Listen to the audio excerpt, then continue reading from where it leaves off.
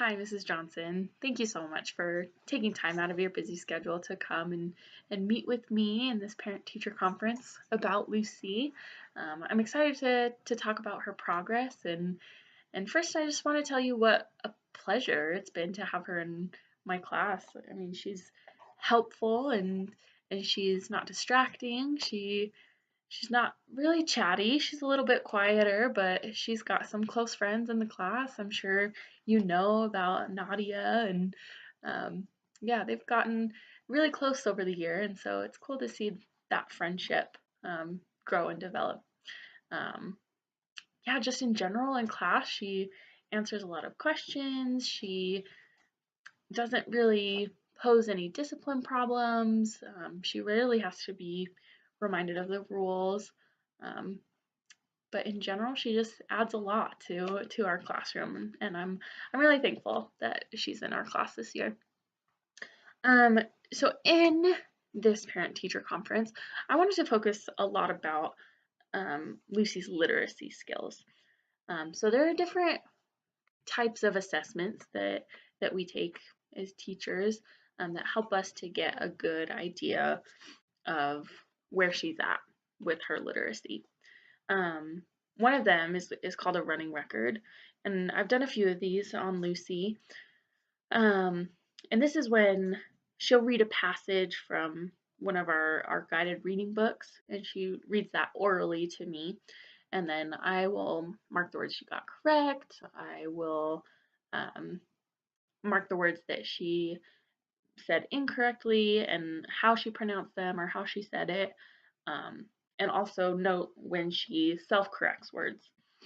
Um, During this practice too, I also get to get a good idea of her fluency, the rate in which she reads, the expression that she has, um, and really how she decodes a piece of text.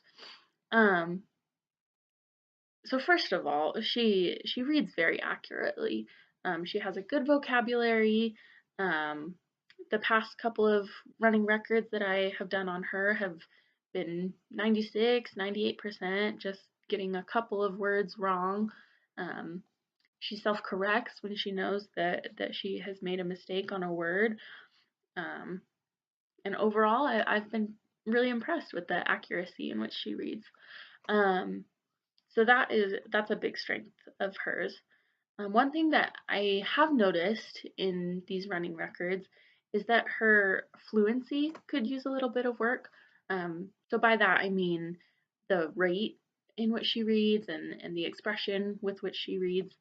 Um, Sometimes when she's reading, it's just like individual words instead of letting them flow together in a sentence.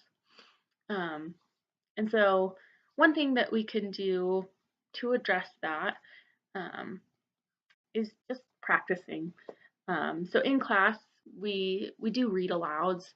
So I'll read a text um, or we'll listen to a text, and that way the students are given a model of a good expression and good fluency in reading. Um, and that way, as they hear it, they can go on to imitate it in the future um, or take those practices or use those practices in their own reading. Um, so I'll continue to do that. Another way that um, I'm going to be working on the students' fluency and their expression is through readers theater. And so this is something where they don't have to memorize a script, they don't have a set or props or costumes or anything like that. They're just given a text and they're allowed to practice it, and really the story comes from them and from their expression and the way that they read the text. And so as she works in smaller groups with her peers, um, and even with me as her teacher, she can get feedback as to how she could say something in a different way, or how she can express something more vibrantly. Um, all while getting a lot of practice as she repeats the same lines and words from the script. Um, Another area of strength that I've noticed about Lucy um, is her vocabulary. I think I mentioned that before, um, but she's really good at learning new words and using them in sentences. Um, we did an assessment where students learned vocabulary words and then used them in a sentence directly afterwards. So they made up their own sentences, and the assessment was to write 5 sentences, including some of their new spelling words, and she used 5 spelling words perfectly. Um, she is a good writer. She always remembers to capitalize at the beginning and use punctuation at the end of her sentence, and um, yeah, that's a big strength that I've noticed about her. Um, One other,